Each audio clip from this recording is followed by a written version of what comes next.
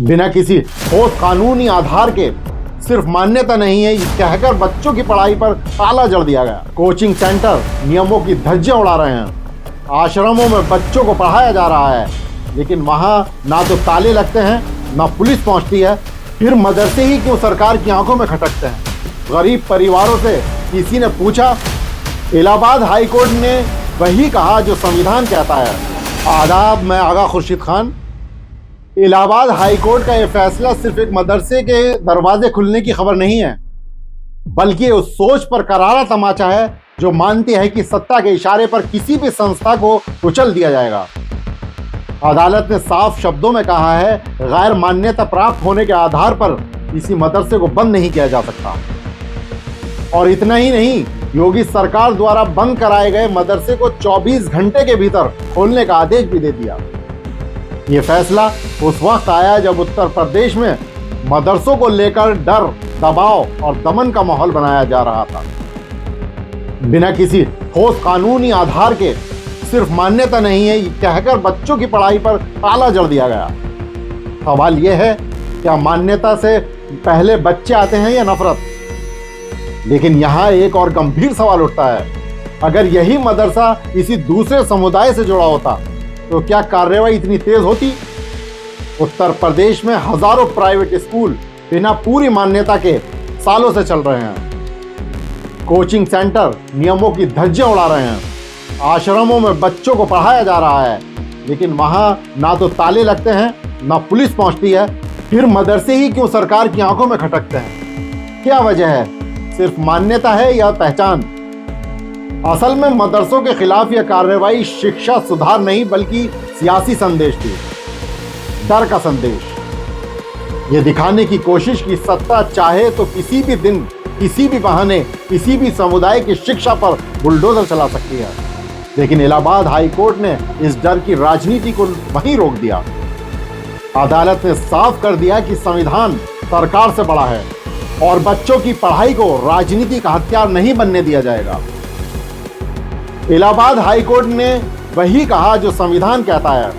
अदालत ने यह साफ किया कि शिक्षा का अधिकार किसी एक समुदाय की बपौती नहीं और ना ही सरकार की मर्जी से तय होगा कि कौन पढ़ेगा और कौन नहीं।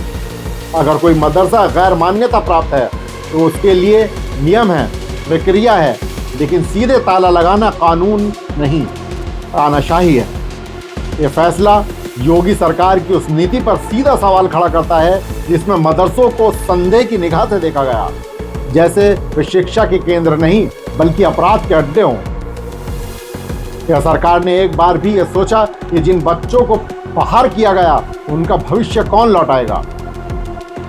क्या उन गरीब परिवारों से किसी ने पूछा जिनके पास प्राइवेट स्कूल का विकल्प नहीं है? न्यायपालिका ने एक बार फिर साबित किया कि जब कार्यपालिका संविधान से भटकती है तब अदालतें लोकतंत्र की आखिरी दीवार बनकर खड़ी हो जाती है। यह फैसला सिर्फ मुस्लिम समुदाय के लिए राहत नहीं बल्कि हर उस नागरिक के लिए उम्मीद है जो मानता है कि भारत आज भी कानून से चलता है, न कि नफरत से।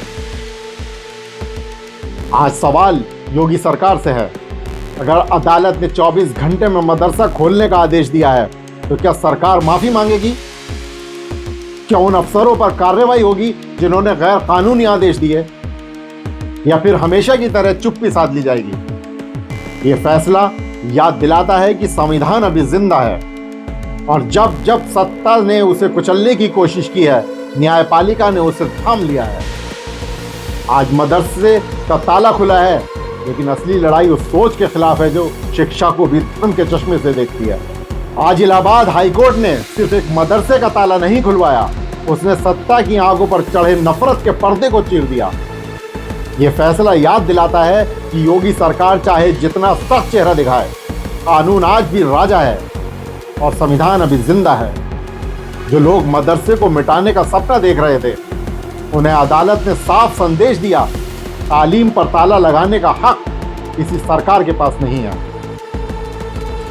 आज जीत सिर्फ एक मदरसे की नहीं है, यह जीत हर उस बच्चे की है जिसके हाथ में किताब है और आंखों में भविष्य है।